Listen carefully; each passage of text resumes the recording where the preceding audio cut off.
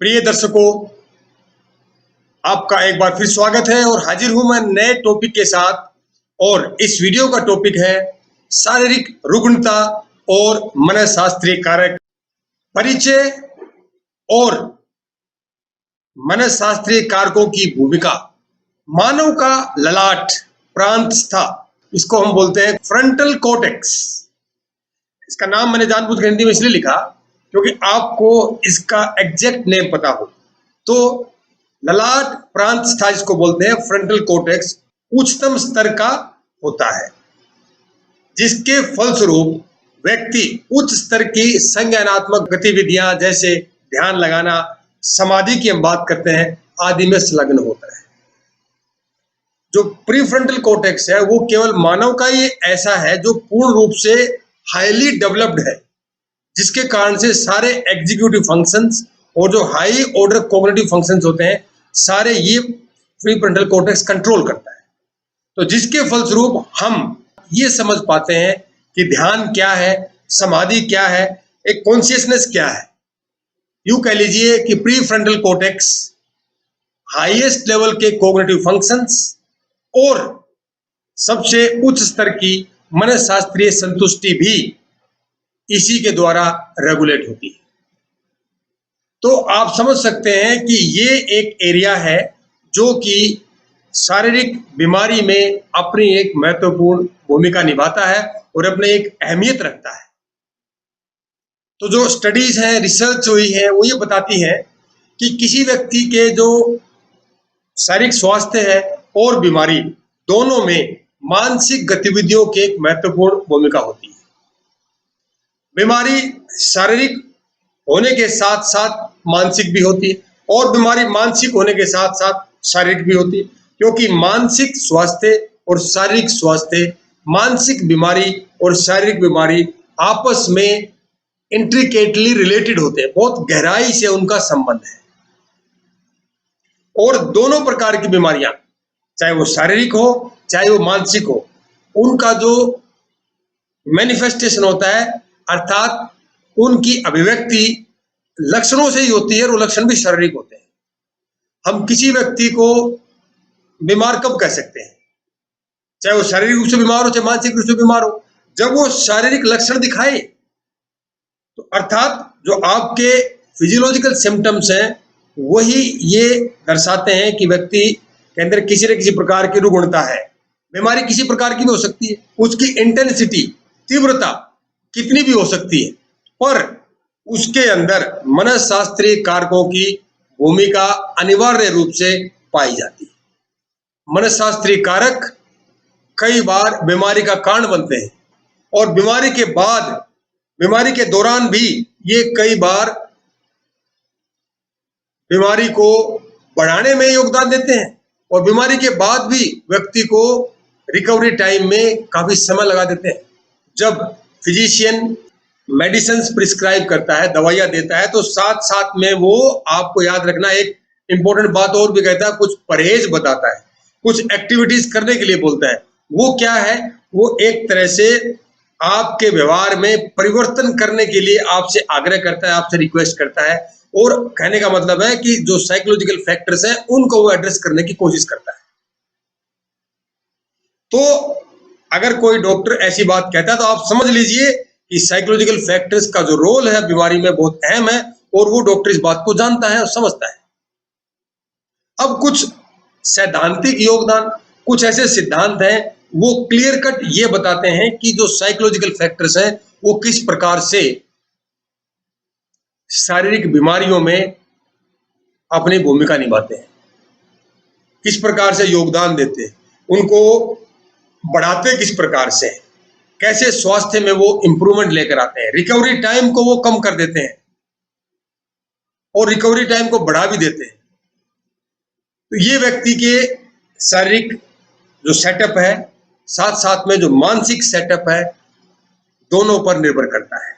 एक psychodynamic theory है जिसको मनोगतिक सिद्धांत हम कहते हैं, वो ये बताता है कि किस प्रकार से हमारी जो इच्छाएं दमित होती हैं, इनको हम दबा लेते हैं, रिप्रेस्ड डिजायर्स होती हैं, और अचेतन संघर्ष, अनकॉन्शियस कॉन्फ्लिक्ट्स, ये अगर हमारे मस्तिष्क में ज्यादा है, ये अगर हमारे पास अत्यधिक हैं तो वो बहुत सारी बीमारियों को जन्म दे सकते हैं, जैसे अल्सर, शून्यता, नम्बनेस, शरीर के कुछ अंग में शून्यता उत्पन्न होना, गर्दन का दर्द, जठरा तंत्र संबंधी समस्याएं, जठरा तंत्र, गैस्ट्रो इंटेस्टाइनल, डाइजेशन रिलेटेड, ये सारी की सारी बीमारियां कुछ मनःशास्त्रीय कारक होते हैं जिनके फलस्वरूप उत्पन्न हो सकती हैं। दूसरा सिद्धांत ये कहता है कि कुछ पर्सनालिटी टाइप्स, व्यक्तियों का व्यक्तित्व इस प्रकार का होता है कि वो बीमारी को इनवाइट कर लेते हैं, है ना कमाल की बात। और वो अनकॉन्शियसली, उनको पता भी नहीं होता कि हमारा व्यक्तित्व इस प्रकार का है, तो ये बीमारी हमें इस व्यक्तित्व प्रकार के कारण लगी है, जैसे माइग्रेन, गंभीर सिर दर्द, मांसपेशियों में कमजोरी, हार्ट डिजीज, कैंसर, डिप्रेशन इत्यादि। मतलब उनका व्यक्तित्व इस प्रकार का होता है कि they are more prone to this type of diseases, वो संवेदनशील होते हैं इन प्रकार की बीमारियों के। और तीसरा जो सैद्धांतिक योगदान है, विशिष्ट संवेगात्मक अवस्थाएं, इमोशनल स्टेट्स। कुछ हमारी इमोशनल स्टेट इस प्रकार की होती है, विशिष्ट मैं बात कर रहा हूं, वे बहुत सारी शारीरिक बीमारियों के उत्पन्न होने में, और अगर बीमारी उत्पन्न है तो उसको बढ़ाने में अपना भरपूर योगदान देती है। जैसे कि चेस्ट पेन, सीने में दर्द, कपकपी, जैसे हाथ कांपते हैं ना, हृदय रोग, asthma, respiratory diseases, skin diseases, ये मतलब आपके जो इमोशनल रिस्पॉन्स हैं ये इसमें योगदान देते हैं, बढ़ा भी देते हैं इनको। तो जो आधुनिक फिजिशियंस हैं उनको इस बात को पूर्ण रूप से अपने संज्ञान में लेना चाहिए कि जब वो किसी भी पेशेंट को ट्रीट करते हैं तो ऑर्गेनिक फैक्टर्स, बायोलॉजिकल फैक्टर्स तो हैं ही है बीमारी का कारण, उसमें साइकोलॉजिकल फैक्टर्स भी जाने अनजाने में कॉन्शियस या अनकॉन्शियसली अपना योगदान दे रहे हैं, तो उनको भी एड्रेस करना जरूरी है।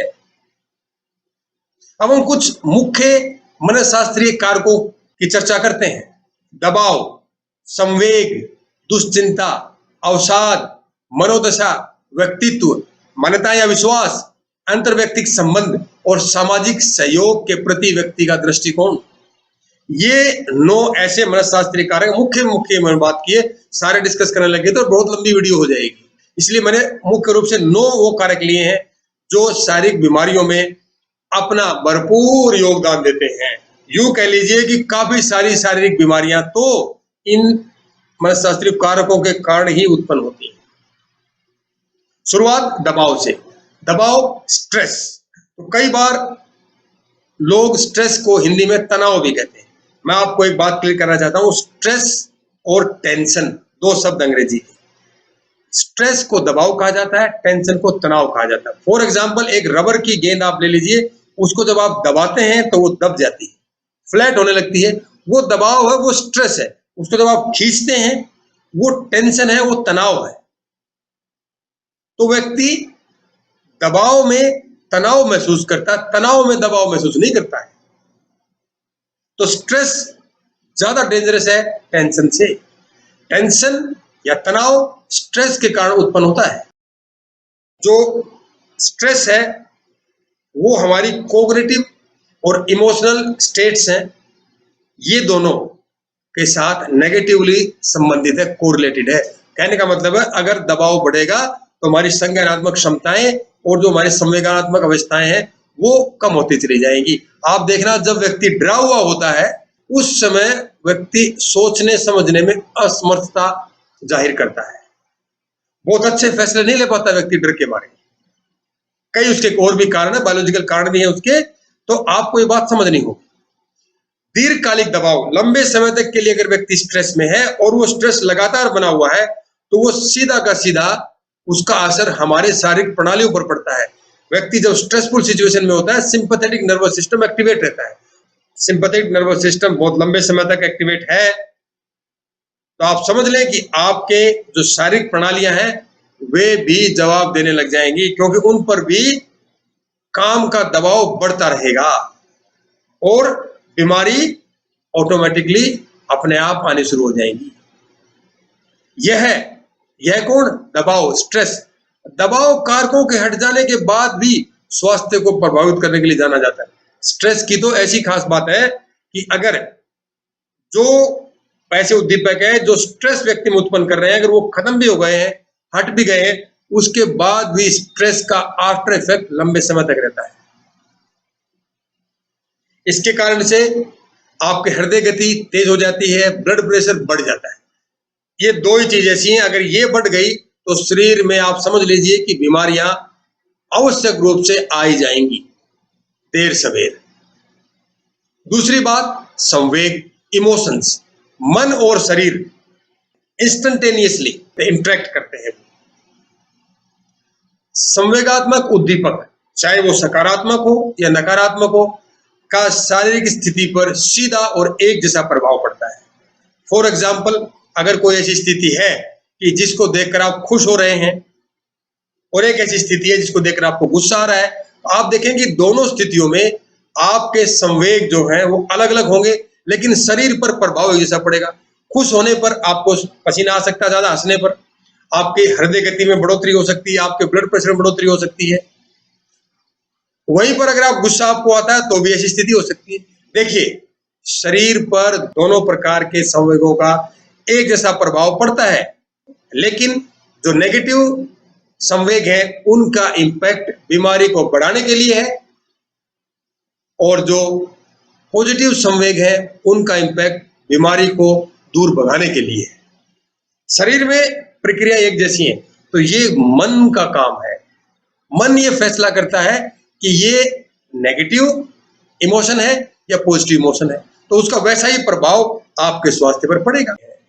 जो आदमी अत्यधिक डिप्रेशन की स्टेट में रहता है, जो आदमी अपने डिजायर्स को, अपनी इच्छाओं को अपने अंदर ही, अपने संवेगों को अंदर ही दबा लेता है, ज्यादा ही एंजाइटी में वो रहता है, आप समझ लीजिए कि देर सवेर वो कैंसर को, जो उसके आसपास नाच रहा है, बुलाने के लिए तैयार हो रहा है। वो रेड कारपेट वेलकम कर रहा है कैंसर के लिए, कि आपको ये बिल्कुल भी नहीं पता होता कि आपके संवेग आपके स्वास्थ्य के साथ किस प्रकार से खिलवाड़ कर रहे हैं, नेगेटिव इमोशंस।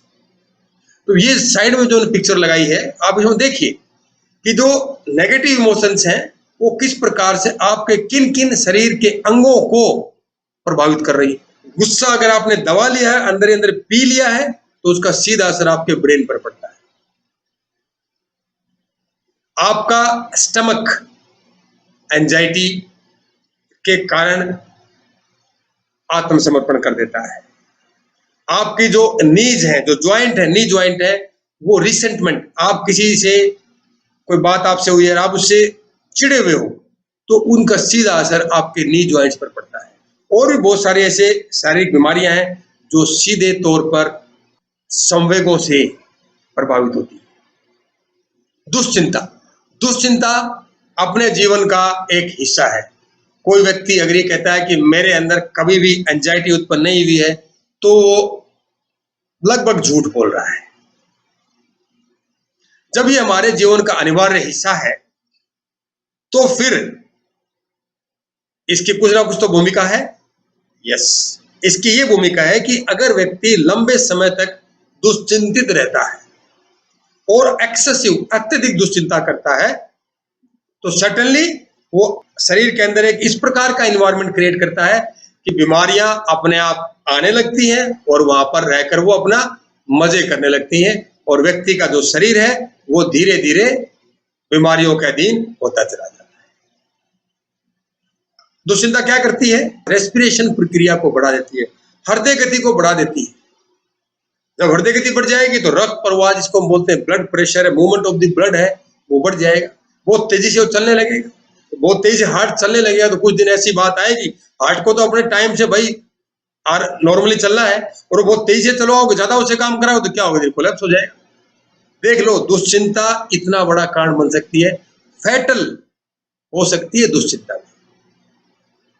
ये मैंने एग्जांपल लगाया आपके सामने कि किस प्रकार से दुश्चिंता शरीर के किस किस अंग को किस तरह प्रभावित करती है। इसमें एक भी अंग ऐसा नहीं छोड़ा गया जिस पर दुश्चिंता का असर नहीं होता है। सीधे तौर पर आपका ब्रेन ले लीजिए, आपके थायराइड ग्लैंड ले लीजिए, लंग्स है, ब्रोंकाइस ट्यूब है, heart, liver, stomach, large intestine, small intestine और किडनीज। क्या छोड़ दिया भाई? दुश्चिंता से बच के रहिए। अवसाद, डिप्रेशन, क्लिनिकल अवसाद। क्लिनिकल अवसाद कौन सा है? जिसके परिणाम क्लिनिकल होते हैं, जो बीमारियों को जन्म देता है। अवसाद हम सभी में पाया जाता है, कमोबेश हर व्यक्ति में मिलता है। कभी कभी हम हो जाते हैं, डिप्रेस स्टेट में आते हैं, 10-15 मिनट के लिए मूड खराब रहेगा, ज्यादा घंटा हो गया, फिर हम ठीक हो जाते हैं। लेकिन जो क्लिनिकल डिप्रेशन है वो एक तरह से व्यक्ति को एक बीमारी है। अब जब व्यक्ति क्लिनिकल डिप्रेशन में जाता है तो वो कुछ लक्षण दिखाएगा, जिसको नींद नहीं आएगी, वो एक्सरसाइज कम करेगा, चुपचाप बैठा रहेगा, फिजिकल एक्टिविटीज तो कम हो ही जाएंगी, अनुचित आहार, कभी तो ज्यादा ठूस लेगा और कभी खाएगा ही नहीं, धूम्रपान की तरफ जा सकता है, शराब का सेवन कर सकता है, अलग अलग नशों में उलझ सकता है। ये क्या होगा? डिप्रेशन ने व्यक्ति के व्यवहार में परिवर्तन कर दिया, और ये व्यवहार में परिवर्तन सीधा कहां पर असर डालता है? आपके इम्यून सिस्टम पर। तो हमारा जो इम्यून सिस्टम है वो अवसाद से प्रभावित होने लगता है, और जब आपके किले की दीवारें ही जब ढह जाती हैं तो किले में रहने वाले व्यक्तियों को कौन बचाएगा? ये ध्यान रख लीजिए कि सीधा सीधा असर अवसाद का आपके इम्यून सिस्टम पर होता है। तो पहली कैजुअलिटी अवसाद की बिहेवियर मॉडिफिकेशन के कारण प्रतिरक्षा प्रणाली होती है, इम्यून सिस्टम। अवसाद और क्या क्या कर सकता है सुन लीजिए। पक्षाघात, स्ट्रोक, जैसे पैरालिसिस होता है ना, डायबिटीज, रूमेटाइड आर्थराइटिस जैसी बीमारियों के लिए जोखिम को और बढ़ा देता है। इसका मतलब यह है कि व्यक्ति जो ज्यादातर अवसाद में होते हैं, डिप्रेशन में होते हैं, उनको ये बीमारियां जल्दी पकड़ लेती हैं। बीमारियां नाचती रहती है, गाती रहती है, बाहर घूमती रहती है। उनको जो मिल गया कि जो डिप्रेशन में है, ये आ जाओ, ये हमारे लिए बिल्कुल करेक्ट व्यक्ति है, क्योंकि इसको तो सिर्फ अकेले बैठे रहना, कुछ करना धरना है नहीं, तो हम अपने आराम से अपनी जगह बना लेती है। इस चीज पर भी ध्यान देने की जरूरत है। मनोदशा, मूड, ये भी एक साइकोलॉजिकल फैक्टर है। अगर आपका मूड सकारात्मक है, पॉजिटिव है, तो याद रखना कि आपके अंदर जो एंटीबॉडीज हैं वो उनका स्तर ज्यादा होगा। एंटीबॉडी ज्यादा होगी तो क्या होगा? आपकी किले की दीवारें, जो स्वस्थ नाम का आपका किला है, उसकी दीवारें मजबूत होंगी। दीवारें मजबूत होंगी तो जो दुश्मन है, जो पैथोजन है, जो रोगजनक जो बाहर घूम रहे हैं अटैक करने के लिए, वो दीवारों को फांद ही नहीं पाएंगे। कहने का मतलब है कि पॉजिटिव मूड आपके इम्यून सिस्टम को इंप्रूव करने में एक महत्वपूर्ण भूमिका निभाता है। और याद रखें, जिन व्यक्तियों का मूड बहुत जल्दी और बार बार बदलता है, वो व्यक्ति बीमारियों को जल्दी ही अपनी तरफ अट्रैक्ट कर लेते हैं। अगली बात, व्यक्तित्व, पर्सनैलिटी। मैं आपको ये सैद्धांतिक योगदान में डिस्कस कर चुका हूं। व्यक्तित्व प्रकार भी किसी व्यक्ति का किस प्रकार का व्यक्तित्व है, वो भी रोगों के प्रति संवेदनशीलता को दर्शाता है, कि व्यक्तियों में उनकी पर्सनैलिटी के कारण कौन कौन सी बीमारियां हो सकती हैं, उनके आधार पर वर्गीकरण किया गया है। जैसे टाइप ए पर्सनैलिटी, जिसको जिंदगी में कोई समय नहीं मिलता, सारी दुनिया का बोझ उस पर होता है, सारा दिन काम में, कदर मेरे पास टाइम ही नहीं, तो टाइप ए पर्सनैलिटी होते हैं। उनके अंदर दिल की बीमारियां ज्यादा पाई गई है, हार्ट डिजीज। और उसका उल्टा टाइप बी, जिसको कोई काम ही नहीं है, होगा तो देखा जाएगा, वो क्या होते हैं? सुस्त होते हैं, शक्तिहीन, ढीले ढाले, लेथार्जिक। और ऐसा व्यक्ति रहेगा तो मोटा भी हो सकता है। इसका कारण, क्योंकि कुछ करना धरना है नहीं, सिर्फ ठूसते रहना है, तो क्या होगा? सरकमफ्रेंस बढ़ता चला जाएगा। टाइप सी, जो कि कैंसर के प्रति संवेदनशील होते हैं, यानी कि अपने इमोशंस को जो दबा के रखते हैं, अगर हंसने की बात आएगी तो चुपचाप रहेंगे। हंस, थोड़ा सा हो सकता है कि अंदर से कंट्रोल कर रहे हैं, लेकिन थोड़ी बहुत हंसी चेहरे पर आ ही जाएगी। गुस्सा आएगा तो अंदर ही अंदर पी जाएंगे गुस्से को। They are prone to cancer. और टाइप डी, जो डिप्रेशन की तरफ अधिक संवेदनशील होते हैं, यानी कि जो व्यक्ति डिप्रेस्ड है, अगर उनको देखा जाए उनकी पर्सनालिटी टाइप को, they are found to be type D. मान्यताएं या विश्वास, आपका बिलीफ सिस्टम, विश्वास या मान्यताएं पहले से मौजूद धारणाएं होती, किसी समाज के बारे में, किन्हीं व्यक्तियों के बारे में, किसी राष्ट्र के बारे में हम किस प्रकार से हमारी धारणाएं रखते हैं, इनको बिलीव्स बोलते हैं, मान्यताएं बोलते हैं। विश्वास भी हम कह सकते हैं। विश्वास किसी व्यक्ति के व्यक्तित्व एवं अनन्यता, आइडेंटिटी के महत्वपूर्ण घटक होते हैं और जो दूसरों को हमें देखने के तरीकों को तय करने में उपयोगी माने जाते हैं। हमारे जो बिलीफ सिस्टम है, हम किस प्रकार की हमारी मान्यताएं रखते हैं, वो हम दूसरों को किस प्रकार से देखते हैं, उनको परसीव करते हैं, उसमें इंपॉर्टेंट भूमिका निभाते हैं। आपका बिलीफ सिस्टम क्या है, ये फैसला करता है कि आपके अंदर बीमारी जो लगेगी वो किस प्रकार की होगी, और बीमारी लगेगी तो क्या उसे आप कोप अप कर पाओगे, सामना कर पाओगे, ये तय करता है और इंपॉर्टेंट भूमिका निभाता है। कोई छोटे मोटे रोल नहीं है इसका। मान्यताएं क्या करती हैं, जो कि कॉग्निटिव न्यूरोसाइंस पर your beliefs have very significant role.